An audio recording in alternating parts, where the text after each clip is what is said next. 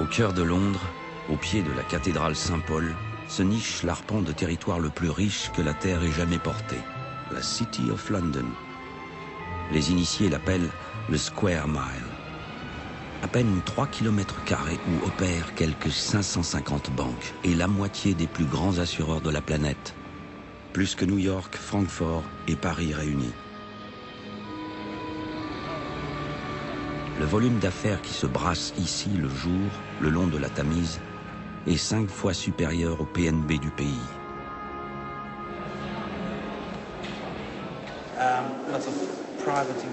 Il y a ici beaucoup d'investisseurs et de banques privées. Ça investit beaucoup ici.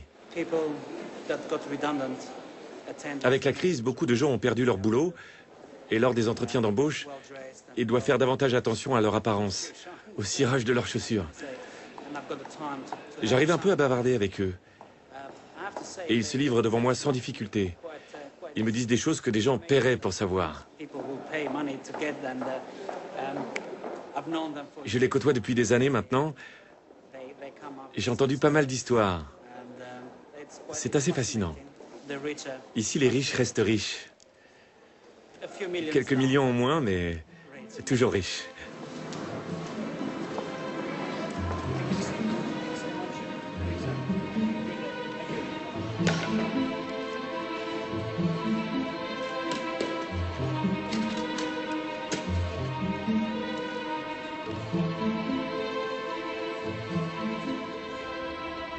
La nuit, le légendaire quartier d'affaires devient une cité fantôme, vide d'habitants ou presque. Mais l'argent, lui, ne s'arrête pas pour autant de travailler. Bien au contraire.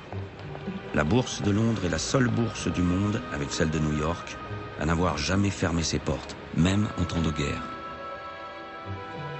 Si la patrie de Winston Churchill et de Margaret Thatcher est encore aujourd'hui une puissance mondiale, c'est sans doute à cette cité fantôme qu'elle le doit.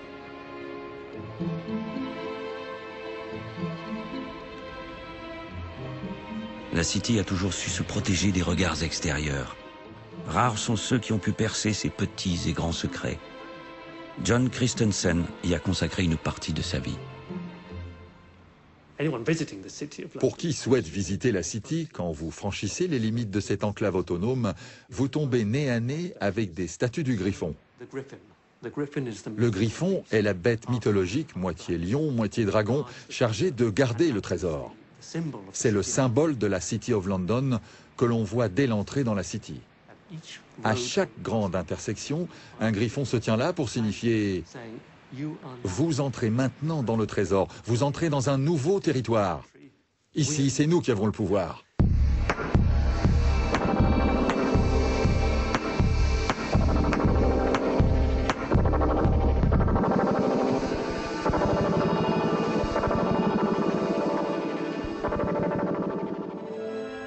Par quel hasard de l'histoire, la City est-elle devenue la principale place financière de la planète? L'endroit où s'effectue la moitié des entrées en bourse internationale, où se concentrent 80% des hedge funds européens.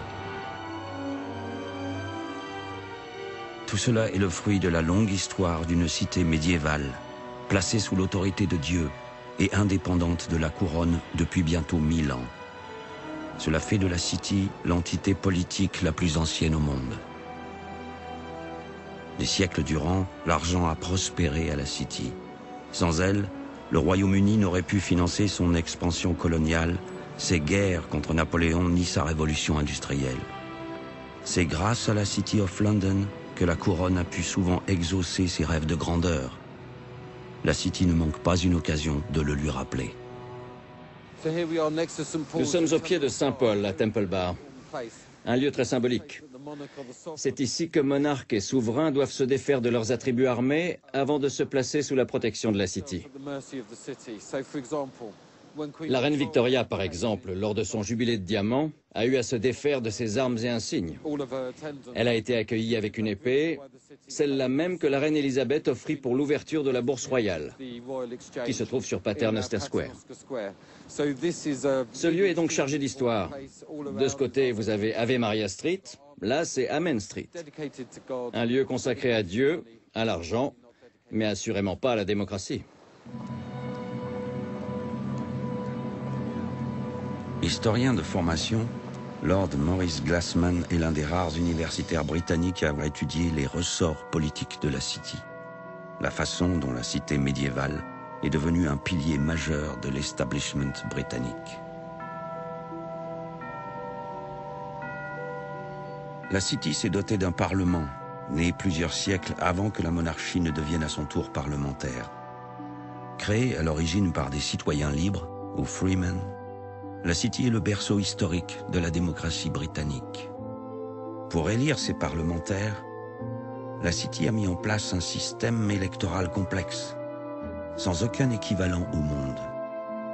Peuvent y voter les résidents de la City, mais aussi les entreprises qui y sont implantées, sans oublier les citoyens d'honneur, titre honorifique exceptionnellement accordé à des personnalités britanniques ou étrangères.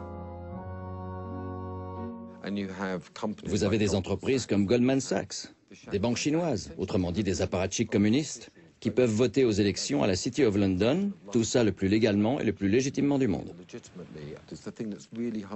Ce n'est pas simple de comprendre comment le capital a pu conquérir la plus insolite, la plus dense, la plus intensément démocratique cité du monde.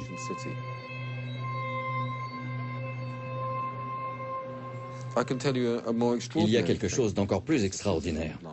En sa qualité de citoyen d'honneur de la City of London, Vladimir Poutine a le droit de voter. Et pareil pour George Bush. Il y a des moments où tout cela me tend légèrement. La City dispose également de son propre gouvernement, appelé City of London Corporation. À sa tête, un personnage méconnu, le Lord Mayor, élu par les corporations de marchands qui jouent un rôle politique actif à la City depuis des siècles.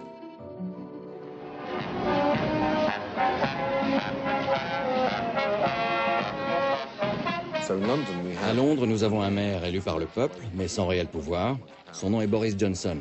Et nous avons un autre maire élu par personne, mais extrêmement puissant, le Lord Mayor de la City. Bienvenue en Angleterre.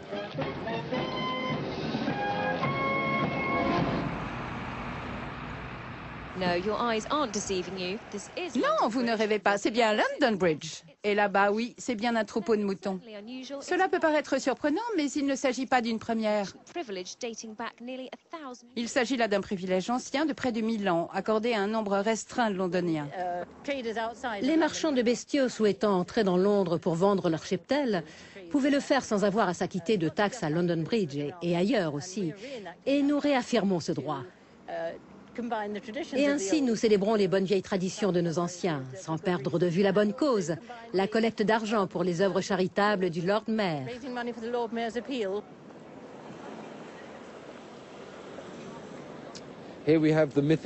Nous voici face aux moutons mythiques et aux Freeman, ce citoyen libre qui faisait passer ses moutons par London Bridge.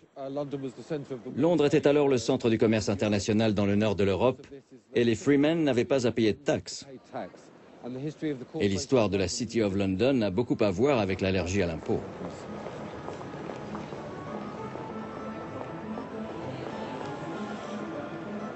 En défendant bec et ongles ses privilèges fiscaux, la City a acquis un statut d'exception, une forme d'immunité. Un privilège qu'elle doit à son statut de grand argentier du royaume. Alors que la fin de l'Empire semblait avoir sonné le glas de ce bel attelage, la puissance britannique ressuscite silencieusement à la fin des années 50. Les dignitaires de la City of London, plaçant le pouvoir politique devant le fait accompli, transforment les anciens confettis de l'Empire, les Bahamas, les îles Vierges britanniques, les îles Caïmans, Gibraltar et les îles anglo-normandes en paradis fiscaux.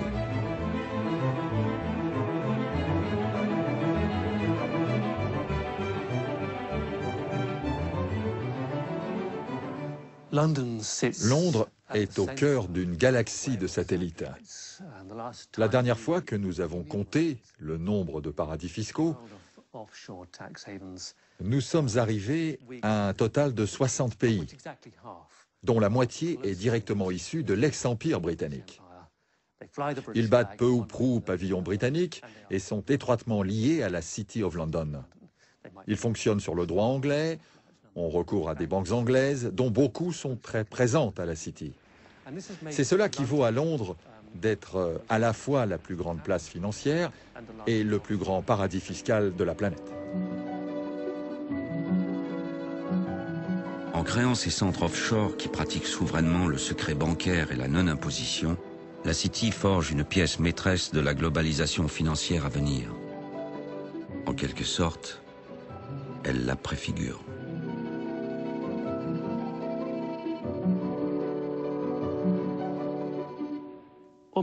La quasi-majorité des investissements internationaux se fait via les centres offshore. C'est plus avantageux fiscalement et moins contraignant juridiquement. La grande majorité du commerce mondial transite offshore, en tout cas sur le papier. Cela permet aux multinationales de faire basculer le profit du pays où il a été créé vers ces juridictions où elles peuvent échapper à l'impôt.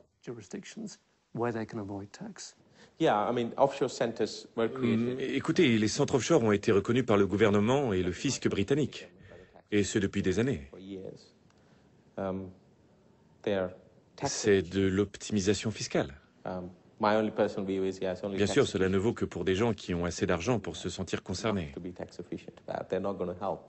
Cela ne vaut pas pour monsieur tout le monde. On peut dire qu'on les a rendus attractifs pour qui veut faire du business au Royaume-Uni.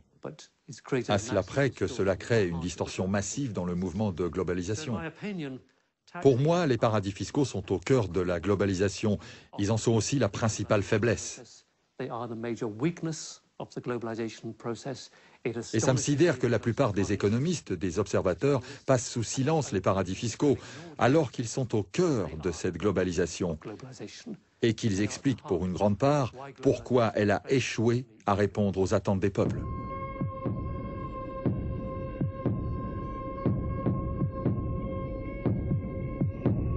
What is this about big? You know, seeing the big picture, having the big idea. When I was growing up, I wanted to be the big man. I never wanted to be the little man. Even the little man wanted to be the big man. When you go to America, you want to go to the big apple, not the little apple. When I get up in the morning, I want a big breakfast. I want my girlfriend to say, "Good morning, big boy." To which I'll reply, "I've got a big day today, a big meeting with the big chiefs from a big studio. It's a big time for the big bucks."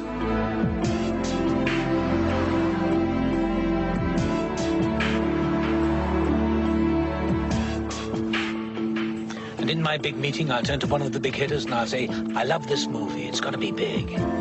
There's only one small problem, my fee. I'd like it to be, what's the word?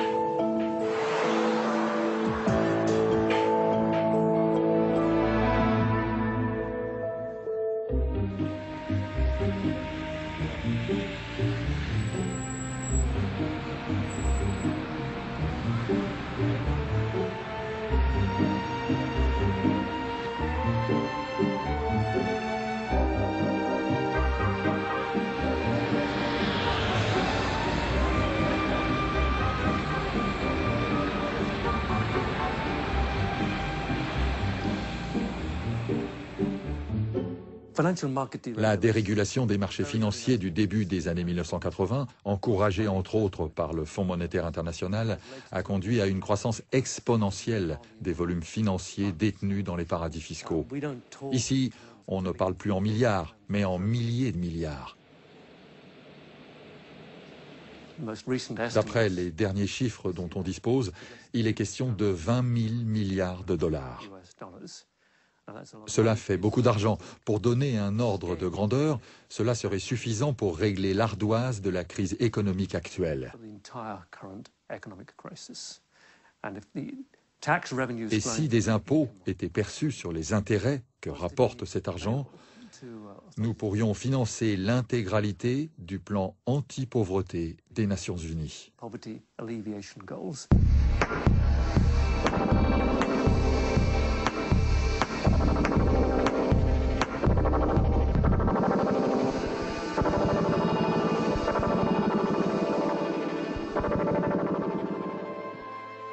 La crise financière de 2008-2009 a conduit les gouvernements du monde entier à lancer des plans de sauvetage des banques.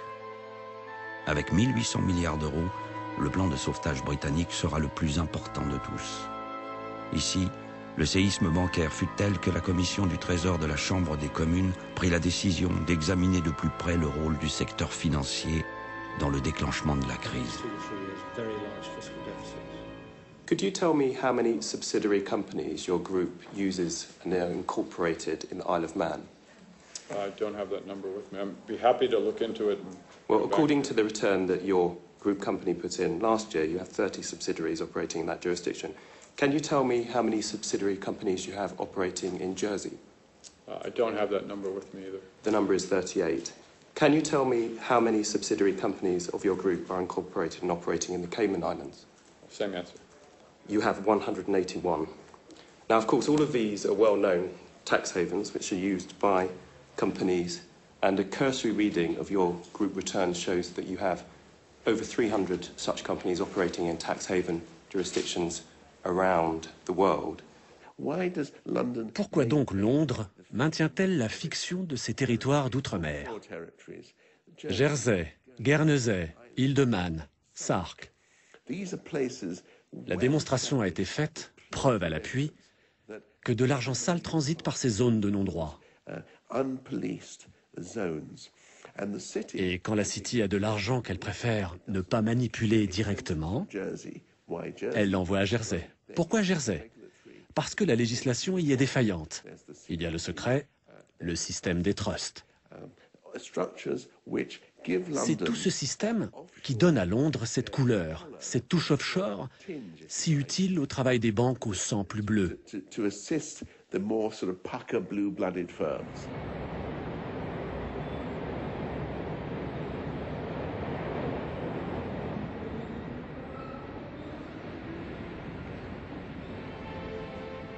Observer le monde offshore est un exercice complexe, parfois déconcertant, souvent effarant. John Christensen travaille comme conseiller en développement en Malaisie lorsqu'il est confronté pour la première fois aux paradis fiscaux. C'est là que sont détournés des fonds d'épargne des agriculteurs malaisiens. Désireux d'infiltrer le monde offshore pour en comprendre le fonctionnement, Christensen se fait recruter par une banque établie sur l'île de Jersey. Il devient ensuite conseiller économique du gouvernement de Jersey. John Christensen a passé 14 ans sur l'île. Il est aujourd'hui l'un des meilleurs experts au monde des paradis fiscaux et du secret bancaire. Je n'aurais jamais imaginé que la criminalité que j'ai observée à Jersey puisse être possible dans une économie de marché. Des consortiums financiers londoniens se livraient à des délits d'initiés, tout cela dissimulé grâce à des compagnies offshore. J'ai vu des politiciens français et allemands avoir recours à l'offshore pour toutes sortes de fraudes et de détournements. Bien sûr, j'ai vu de l'évasion et de la fraude fiscale en quantité industrielle. Ça, je m'y attendais. Mais je ne m'attendais pas à d'autres formes de criminalité. Mais le plus frappant, et c'est peut-être ce qui m'étonne le plus, à Jersey, tout le monde savait, tout le monde était au courant. Chacun faisait preuve de ce qu'on appelle la cécité complaisante. Il prenait le plus grand soin à ne rien voir, ne pas poser de questions, pour ne pas entendre de mensonges. Il savait très bien à quoi servaient ces sociétés offshore et ces trusts. Il y a une règle d'or chez les banquiers. Un banquier ne manipule jamais, au grand jamais, de sommes qui ne soient absolument immaculées. Vous pouvez en être sûr. Quand vous demandez à un banquier s'il n'a jamais eu de doute sur l'origine de l'argent, surtout si l'argent est géré par son établissement, il vous dira à coup sûr « Oh, on a tout fait, on a veillé à tout. On est en règle, on a répondu à tous les critères possibles exigés par les textes. » Il y a quelques années, un officiel britannique déclarait devant la Chambre des communes « Si vous voulez cacher une aiguille, vous la mettez dans une botte de foin. » Pour les circuits de blanchiment désireux de recycler l'argent sale, Londres est la botte de foin idéale. L'homme sait que la City a été le théâtre de quelques-uns des plus grands scandales financiers des années 90, comme celui de la BCCI, qui blanchissait l'argent de la cocaïne et du terrorisme international, ou encore celui de la Barings, coulé par les opérations déraisonnables d'un seul de ses traders. L'homme n'ignore pas non plus que c'est grâce à la City et à ses satellites offshore que des dirigeants nigérians, pakistanais, égyptiens ou thaïlandais ont pu escamoter l'argent de la corruption, que les grandes multinationales et les oligarques russes ont réussi à dissimuler leurs fonds secrets, que les banquiers du Vatican sont parvenus à recycler l'argent de la mafia italienne.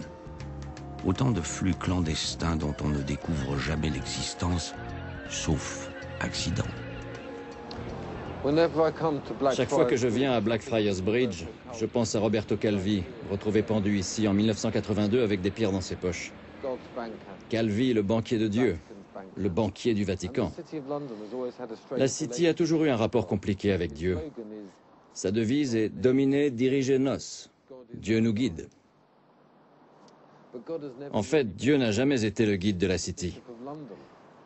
Le guide, ce fut l'évêque de Londres, venu accueillir Guillaume le Conquérant aux portes de la ville afin de préserver la liberté de la City. La City n'a jamais vénéré Dieu, mais elle a toujours vénéré l'argent. L'argent est un maître infiniment plus exigeant. Comme Dieu, il ne dort jamais, ses besoins sont sans limite, et il faut toujours les satisfaire.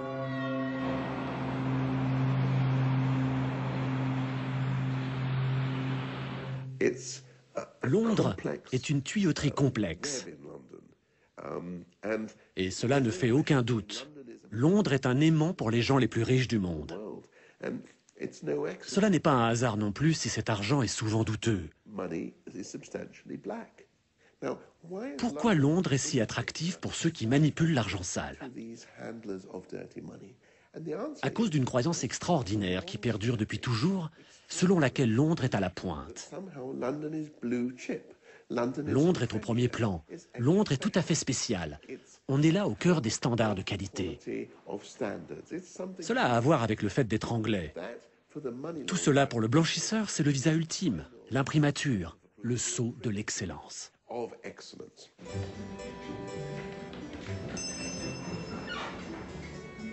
Accueillir l'argent, le faire prospérer est une vieille tradition à la City.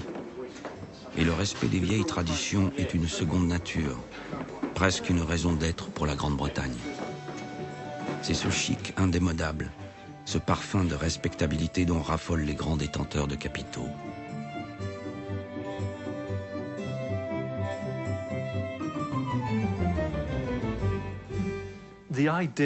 L'idée selon laquelle les paradis fiscaux servent avant tout au blanchiment d'argent de la drogue par exemple, ou au recyclage de l'argent du crime, cette idée doit être écartée, c'est un enjeu mineur. Les paradis fiscaux servent d'abord aux banques les plus importantes, aux entreprises et aux élites les plus puissantes. Et tous ces gens utilisent les paradis fiscaux d'une façon qui, sur le papier, est totalement légale. Escamoter des flux financiers, les mettre à distance des contrôles étatiques, tout cela est désormais pratique courante dans le monde du grand business. Pour brouiller les pistes, les paradis fiscaux sont l'outil imparable. La clé des circuits offshore réside dans le secret bancaire. Le secret bancaire n'est pas le fruit du hasard. Le secret est fabriqué, délibérément fabriqué, et ce grâce à des mécanismes légaux.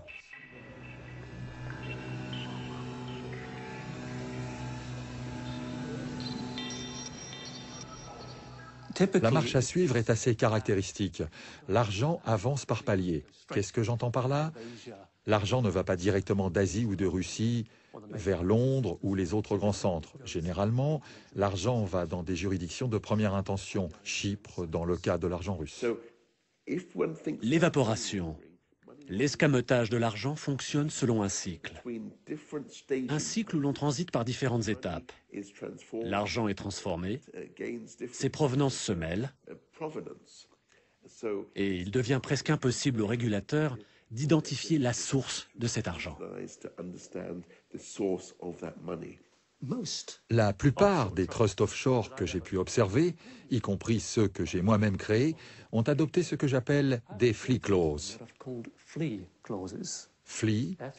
F-L-E-E, du verbe s'enfuir. La flea clause leur permet de s'enfuir immédiatement. Au premier bruit d'investigation, ils disparaissent de la juridiction, pour réapparaître plus tard sous un autre nom, avec d'autres mandataires, dans une autre juridiction. On n'est plus face à une poupée russe qui contiendrait une autre poupée. Là, on ouvre la poupée russe et l'on découvre que la poupée suivante a disparu. Et tout cela a été construit en toute légalité pour entraver ou empêcher toute investigation, qu'elle vienne de la police, du fisc ou de toute autre autorité.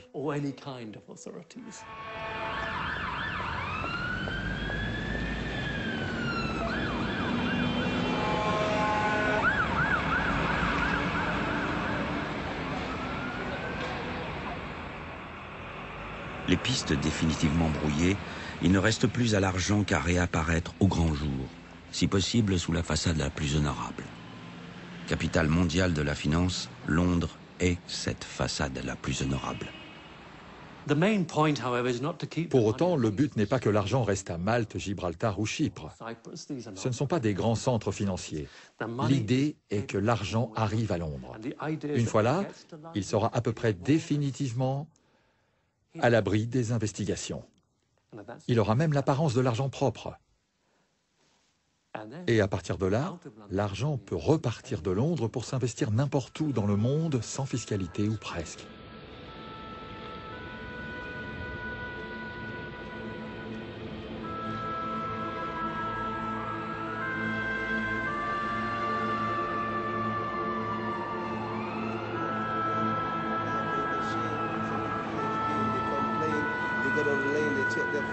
It's all in vain, but inspiration is uplift the nation, purification, it invite the nation to find salvation, to the generation to be what they want to be, find themselves, it's never too late, they operate so great, to see peace.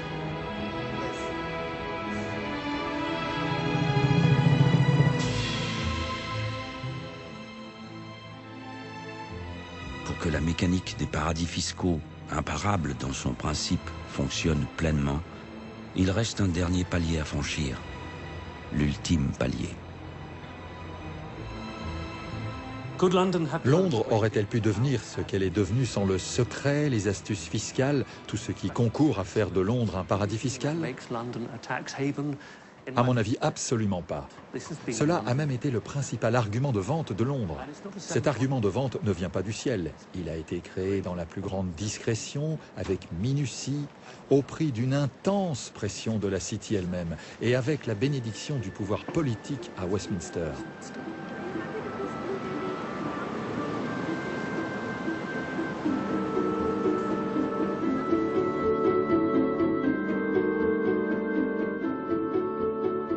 Dans sa longue histoire, la City a toujours refusé de renoncer à un pouce de sa souveraineté, de ses prérogatives chèrement acquises. Elle dispose, il est vrai, d'un pouvoir d'influence aussi efficace que surprenant.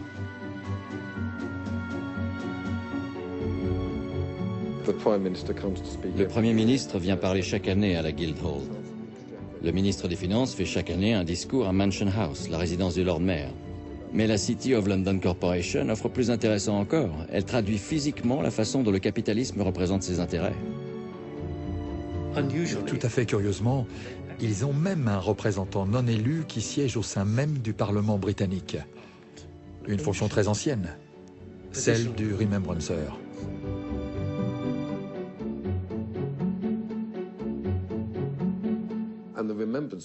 Le Remembrancer est apparu, je crois, vers 1520. Son rôle était de défendre les intérêts de la City directement au Parlement. Le Remembrancer siège aux côtés du président de la Chambre des communes. C'est le seul lobbyiste à pouvoir siéger aux communes. C'est tout à fait étonnant. Il peut entrer dans la Chambre et briefer les députés en séance. Le Remembrancer veille à ce que le Parlement ne remette pas en cause les droits historiques, les privilèges patrimoniaux de la City.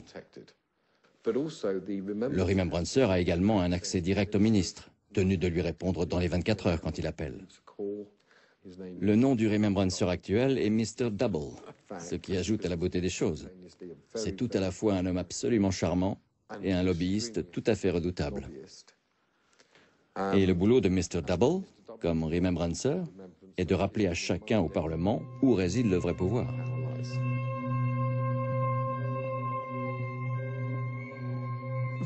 L'ancien Premier ministre Harold Wilson a eu jadis une altercation célèbre avec le gouverneur de la Banque d'Angleterre. Après une longue et frustrante passe d'armes sur la politique économique, Harold Wilson s'est tourné vers le gouverneur et lui a demandé « Qui dirige ce pays, vous ou moi ?» Nous savons maintenant. C'est la City of London qui dirige la Grande-Bretagne.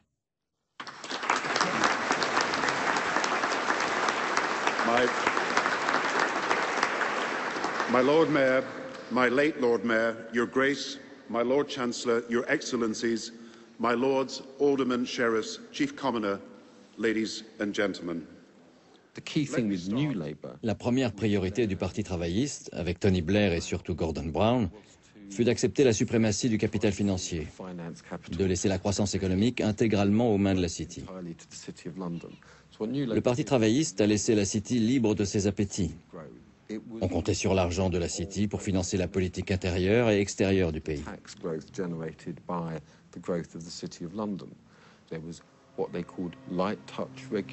C'était l'époque de la régulation light. La régulation light a eu vite fait de rimer avec plus de régulation du tout. Mais les travaillistes pouvaient au moins se targuer d'avoir de l'argent pour investir dans les écoles et les hôpitaux. Gordon Brown a donc fait alliance avec la City, en oubliant que le capital financier est une amant de très volage. Et je pense qu'il s'est fait baiser.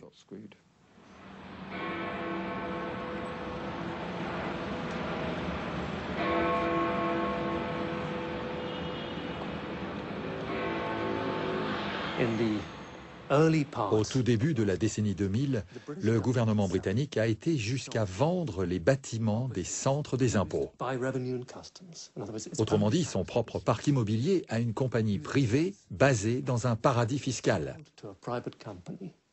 De ce fait, l'argent déboursé en loyer par l'État pour chacun des bâtiments des impôts, aux quatre coins du pays, aboutit aujourd'hui dans des comptes privés dans un paradis fiscal.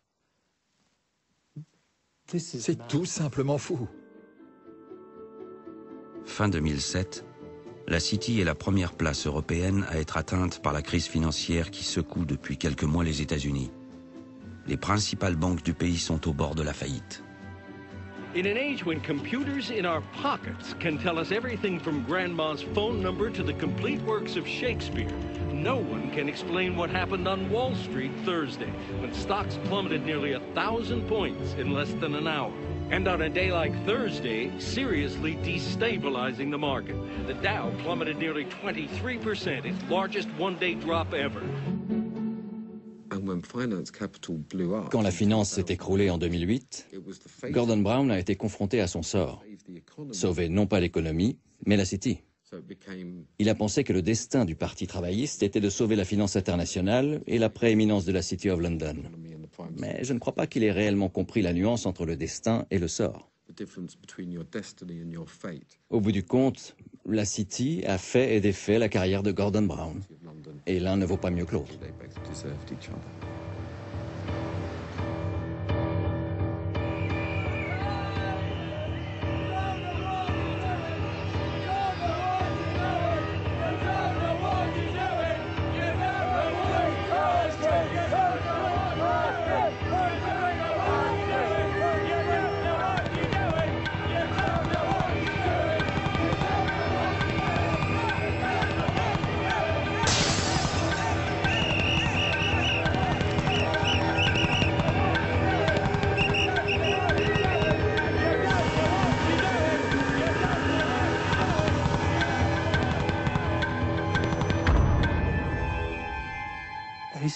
Ces 20 dernières années, le discours des néolibéraux est de dire que rien de cela n'est grave. L'argent tourne quand même et c'est génial. La globalisation, ça marche. Sauf que ce qu'on voit aujourd'hui, c'est que l'argent n'est pas utilisé dans une optique réellement entrepreneuriale. En vérité, cet argent ne fait que semer la ruine sur les marchés. En gros, cet argent est là pour être brassé rapidement, pour maximiser les gains en capitaux via les investissements en patrimoine ou la spéculation internationale. On le sait car aujourd'hui, en 2011, on voit des sociétés en Europe et en Amérique détenir des réserves records de liquidités simplement parce qu'elles ne savent plus où placer leur argent.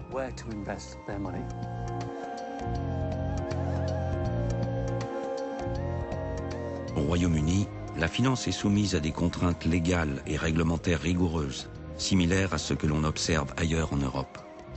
Mais contrôler des circuits financiers offshore, donc opaques, rend de fait la tâche des autorités infiniment complexe. L'ampleur phénoménale des volumes brassés achève de rendre la tâche impossible. Les gens qui régulent notre économie sont souvent sous-informés, sous-payés. Les meilleurs d'entre eux sont par ailleurs sous la pression du secteur privé qui souhaite les embaucher. C'est une situation à la fois lamentable, tragique et douloureuse. À partir d'un certain niveau de compétence, vous pouvez parier votre dernière chemise qu'ils s'en iront pour le privé. Et bien sûr, quand ils rejoignent le privé, ce n'est pas seulement leur matière grise qu'ils emmènent avec eux. Ils apportent aussi leur connaissance du secteur public et de ses dispositifs antifraude, ce qui permet au secteur privé de connaître les failles de la loi, de savoir contourner les investigations de l'État. Et du coup, le gendarme boursier est perpétuellement sur le mauvais pied.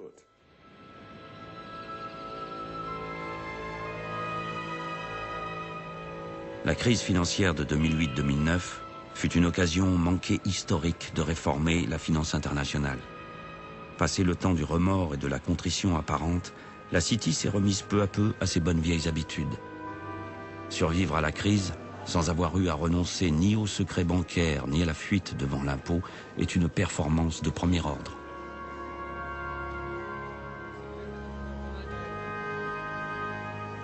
You will understand, Mr. Diamond, that there's obviously, I mean, if you look at the facts I've just presented, that would suggest that your bank is engaged on tax avoidance on a grand scale, would it not? I can assure you Barclays is not evading taxes. And if I can assure you that it is our obligation... sorry, that wasn't the question I asked. I said avoidance. I was very careful not to use the word evasion, Mr. Diamond. Well, I don't know what you would... I think tax evasion is a very clear phrase, and it's a space we would never go to. And I didn't use the word. And I chose the word tax efficiency, which is our obligation, and it's something that is in line with government policy. But your efficiency may be our avoidance. Can I just perhaps finish by asking... I don't think that's the case. You don't think that's the case? 150 milliards d'euros de pertes fiscales chaque année du fait de l'évasion fiscale et de la fuite devant l'impôt, c'est absolument colossal.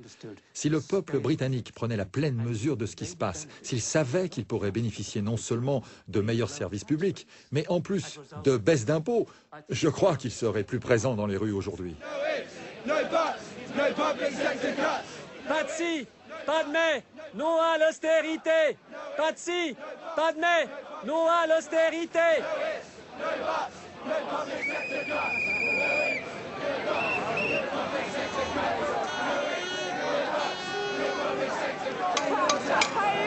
Payez vos impôts, payez vos impôts, payez vos impôts.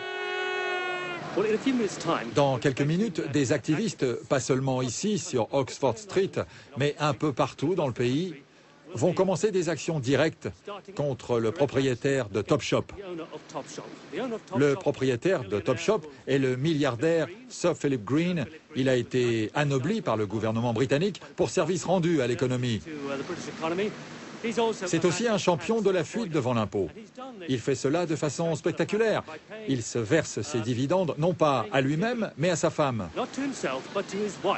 Soit 1,5 milliard d'euros. Et l'astuce est que sa femme n'est pas imposable ici, car elle vit à Monaco.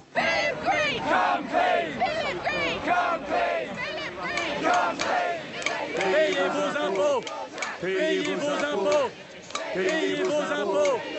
Ce qui a particulièrement enragé les Britanniques est que le gouvernement ait nommé quelqu'un comme Philip Green pour le conseiller sur ses plans d'austérité. On voit dans quel mépris ce gouvernement tient le pays quand il ose faire appel à un individu de ce genre pour l'aider dans ses plans d'austérité budgétaire.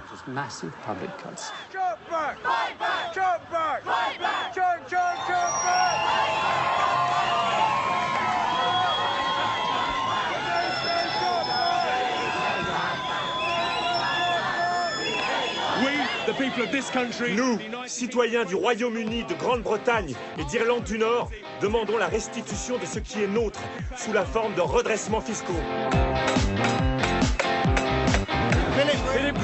payez vos impôts ici. Le gouvernement nous ment. Nous n'avons pas à payer pour les coupes budgétaires. Si les banques s'acquittaient de leurs impôts, les étudiants pourraient aller à l'université. C'est un mensonge qu'on nous raconte. C'est votre argent, c'est l'argent du postier, du vendeur du magasin, c'est l'argent des flics.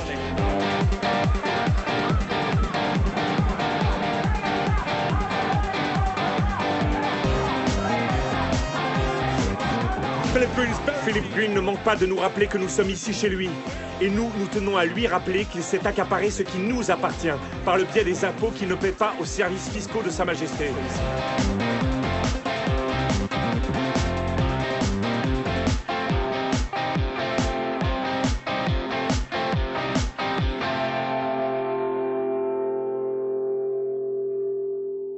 We're all unequal.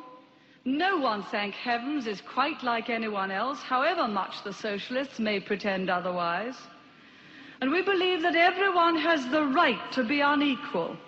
But to us, every human being is equally important. A man's right to work as he will, to spend what he earns, to own property, to have the state as servant and not as master, they are the essence of a free economy. And on that freedom, all our other freedoms depend. Les Britanniques commencent à comprendre qu'ils se sont fait rouler par leurs élites politiques et économiques, à un point que personne ne pouvait même concevoir.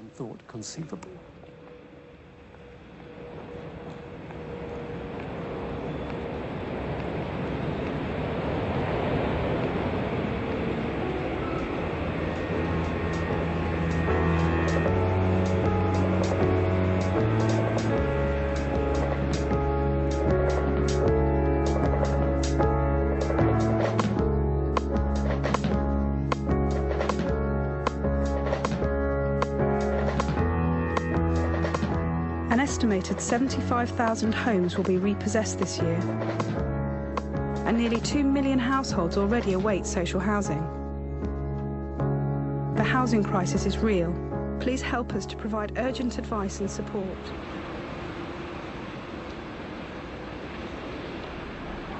Whitechapel, un quartier populaire à quelques centaines de mètres à peine de la City.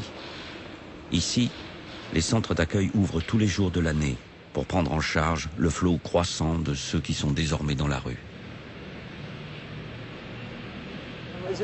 La situation s'est aggravée. Ah oui, j'ai vu les choses changer. C'est terrible. Plus encore depuis la crise financière. Ouais. Pourquoi, selon vous? Les gens n'ont plus de sous. De l'autre côté, là-bas, les gens ont de l'argent. Ouais, mais pas par ici. J'ai dû appeler pour mettre ma bague en gage. Vous êtes sérieuse? Ah, je le jure devant Dieu. J'ai besoin d'argent pour nourrir mes gosses. Vous avez combien d'enfants? J'en ai 4 qui vivent par ici. Vraiment? Bonjour tout le monde. Bonjour. Comment ça va?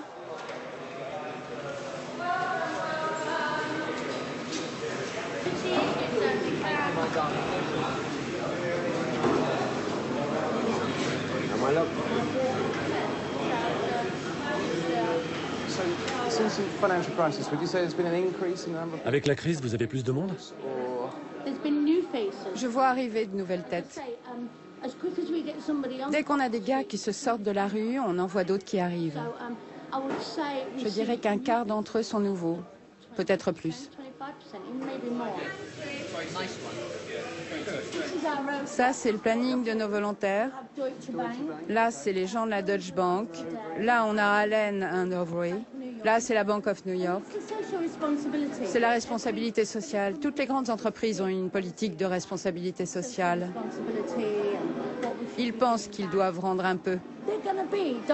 Ce sont les médecins, les personnels soignants, les juristes de demain. Si on les implique dès maintenant et qu'on les aide à se forger une conscience, c'est quelque chose qui leur restera le restant de leur vie. Quand on sera mort, ils continueront le boulot. Un jour lointain, alors. Ouais. Écoutez, je pense, d'un point de vue holistique ou philosophique, je dirais que nous sommes tous coupables. Tout le monde a participé d'une façon ou d'une autre à cette course à l'argent. Et il y a des gens ordinaires qui n'ont rien à voir avec la finance, qui n'y comprennent rien, et eux aussi ont participé à leur façon. En Angleterre, les banques sont allées jusqu'à prêter 100% pour l'achat de logements. Cela n'avait aucun sens. Quel risque vous prenez quand la banque vous prête tout? Et pas seulement les banques, les assureurs aussi. AIG en est un très bon exemple. Tous ceux-là ont pris des risques qui allaient largement au-delà de ce qu'ils étaient tenus de faire. Pendant ce temps, les gouvernements regardaient ailleurs, en croyant que le système pouvait s'autoréguler. Mr. Diamond, the Bank of England have pointed out, they've calculated, the bank, that that's worth £100 billion a year to the big five banks. Are you grateful to the British taxpayer for subsidising you in this way? There's a couple of answers to this question. Are you grateful to the British taxpayer? We are very grateful to the central banks around the world, to the governments around the world. No, I'm talking about the British government, who stand in the shoes of the British public. They say, and this is accepted, that you're too big to fail. And the taxpayer stands behind you. That makes you more creditworthy. It means you can borrow much more cheaply than if you're a standalone organisation. Now, what I'm asking you, Mr. Diamond, is are you grateful to the British public?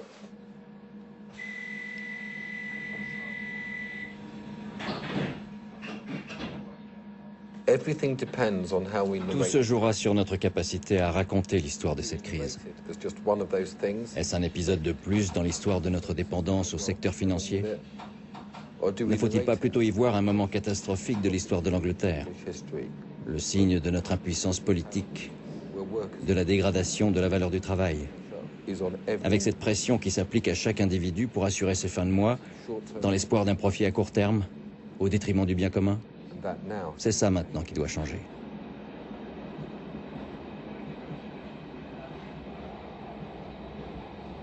Début 2011, un éditorialiste prestigieux du quotidien Le Guardian écrit « Aujourd'hui, l'industrie de la finance n'est plus une perversion du système, elle est le système. »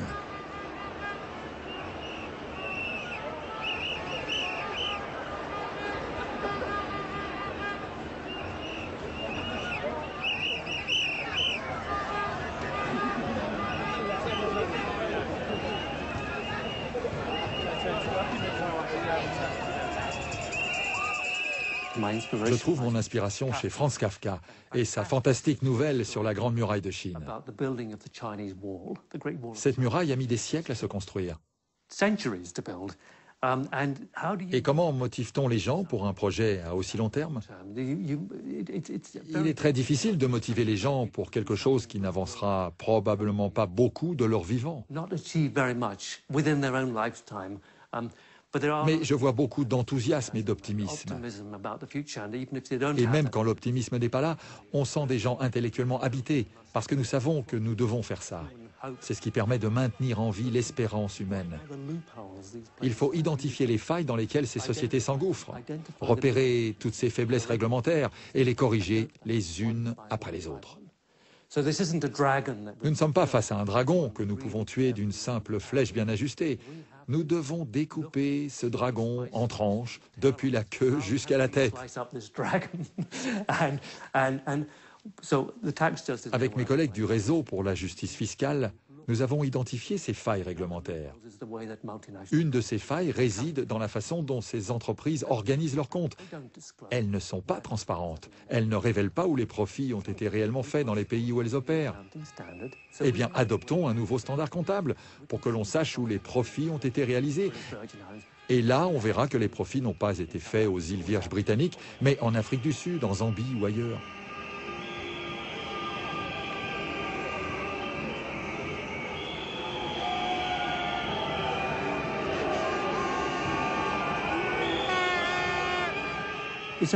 C'est seulement en boxant intelligemment et en prenant ce genre de mesures que nous avancerons. Si le but c'est de fermer les paradis fiscaux, franchement c'est un raisonnement infantile qui ne nous mènera nulle part.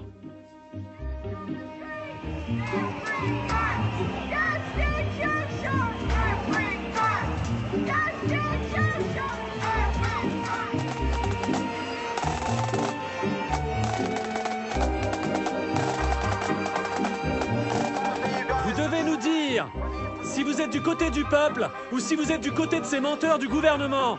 Vous ne savez pas ce que vous faites. Vous ne savez pas ce que vous faites. Vous ne savez pas ce que vous faites.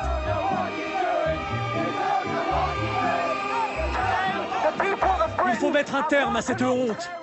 Aujourd'hui, le peuple britannique s'est levé pour ses droits et entend que ses droits soient reconnus.